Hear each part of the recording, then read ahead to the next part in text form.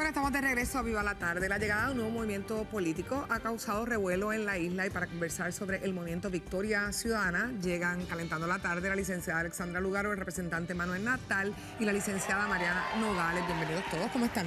Saludos, gracias por la oportunidad. Ayer llenaron el teatro y se quedó gente fuera. ¿Era la expectativa que tenían?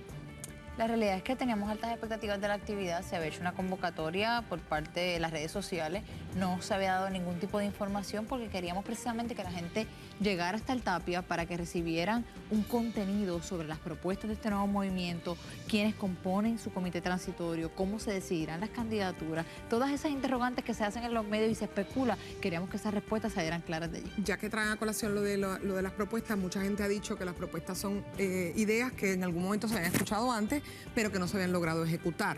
Sin embargo, ¿qué piensas? O sea, ¿por qué no se han podido ejecutar si eran ideas que se habían logrado antes? Precisamente porque lamentablemente los partidos tradicionales se han debido a los mismos intereses que han evitado que estas propuestas, que son propuestas de consenso entre el pueblo puertorriqueño, que parecen propuestas obvias, que parecen las propuestas que todo el mundo debería estar de acuerdo, pero lamentablemente aquellos partidos que se han comprometido con ellas en momentos electorales, cuando llegan al poder, no las implementan porque no hay voluntad política para hacerlo. Y yo creo que eso es lo bonito de este movimiento, que tenemos personas de diversos caminares, personas que venimos aquí con trasfondos muy distintos, pero que hemos logrado poner esas diferencias a un lado para construir sobre aquello que nos une. Una de las preguntas también de la gente es, por ejemplo, ¿cómo si no se va a utilizar el fondo del dinero para financiar la campaña política del gobierno?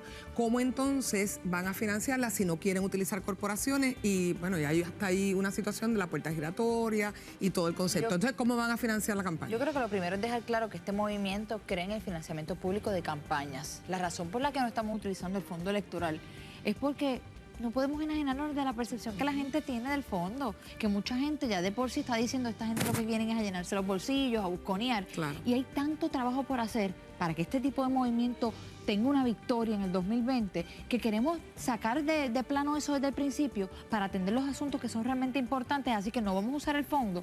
Y va a ser un alto. Pues hay que buscar donativos. Usted la de corporaciones, nuestra ley electoral prohíbe los donativos de corporaciones. Correcto. Así es que peso a peso de todos aquellos que crean este movimiento, y es como nos coloca en una posición de debilidad frente a partidos que tienen millones de dólares y que sí utilizan los fondos públicos.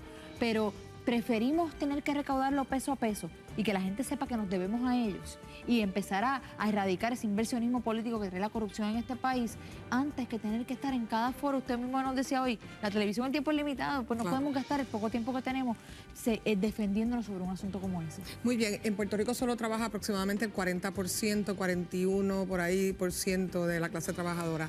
Esos son los allegados, ¿verdad?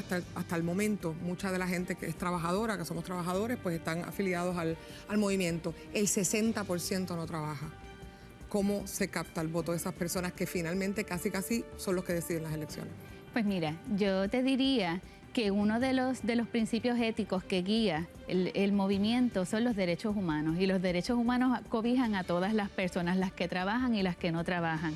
Y hay unos reclamos y unas propuestas desde el movimiento Victoria Ciudadana en educación, en salud, en el mejoramiento social y económico, que le apelan a todas las personas, los que trabajan y los que no trabajan. Esas personas se van a sentir vinculadas al movimiento Victoria Ciudadana. Pero todas esas ideas, para poder implementarlas, necesitan ser financiadas, y generalmente, ¿verdad?, donde hay un plan de salud universal y tal, lo financia el pueblo trabajador, claro, porque el que trabaja, pues obviamente es el que aporta para que se le pueda dar al que no tiene trabajo. Pero ¿cómo si tenemos solo el 40% de la gente trabajando?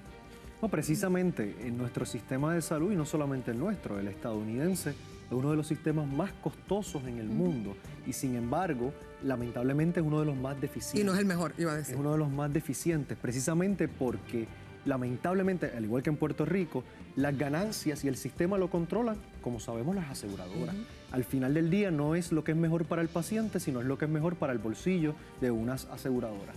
Al tú tener un seguro de salud universal, tú puedes tener un sistema más eficiente, concentrado en ese paciente, y que puede ser hasta más costo efectivo que el que tenemos. No, en eso estamos de acuerdo. Incluso Vargas Vidot está ahora haciendo una campaña en el Senado poniendo presión para ver si ocurre. Ya hay comités establecidos para hacer una transición. La pregunta es cómo se financia. Pues mira, yo creo que aquí nos han querido vender la idea de que nosotros no tenemos los recursos para unas propuestas sociales de avanzada. Y aquí no se está hablando del gasto desmedido que hace el país en tantas otras áreas. Por darle un ejemplo, aquí se cerraron una tercera parte de las escuelas para ahorrarse 17 millones. Se ahorraron una auditoría a la deuda por 6 millones, pero hay 521 millones repartidos en créditos contributivos que no han querido decir a quiénes se los dieron y continúan escondiéndolo. Así que en efecto en Puerto Rico hay recursos para financiar un seguro de salud universal, un sistema de educación de avanzada y todas estas propuestas sociales. Sin embargo, hemos querido recortar en lo social y el gasto político ha quedado intacto. Es más, ha aumentado. ¿El empleo público en Puerto Rico es por mérito? No, sabemos. Y entonces, que no. ¿cómo hacemos para poder reciclar en algunos y puestos, sin votar gente, llenar el gobierno de gente por mérito? Bueno, pero primero es que el gobierno en los pasados 10 años se ha reducido en cerca de una tercera parte. Hay personas que todavía siguen hablando del gigantismo gubernamental. Ha habido una reducción de cerca de un 33%. Y lo peor, Sonia, es que lo que nos hemos ahorrado en ese empleado que se despidió con la Ley 7 o en esas plazas que se congelaron, por otro lado, se lo han dado en contratos a personas que invierten en las campañas y esa es parte de la ineficiencia en el gobierno actual. Así que sin duda alguna hay que restablecer el principio de mérito en la contratación gubernamental. Me tengo que ir, pero Manuel Sidre, que colabora en este programa, ha dicho que el movimiento pues un poco más de lo mismo, que no lo invitaron. ¿Alguna reflexión sobre ello? Bueno, yo solamente leí, no he tenido la oportunidad de hablar con Manolo.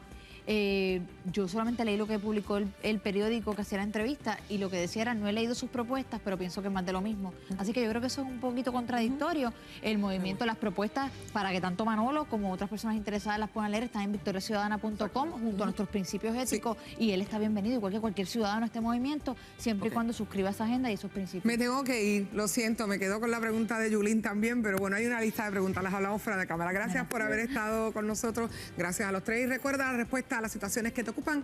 Así que tú o tu comunidad tienen una situación y pueden llamarnos y escribirnos en un correo electrónico a soniaconlagente@gmail.com con la información de contacto y un resumen de la situación que te ocupa. Hacemos una pausa y regresamos con más del Líder de las Tardes. Esto es Viva la Tarde, ya volvemos.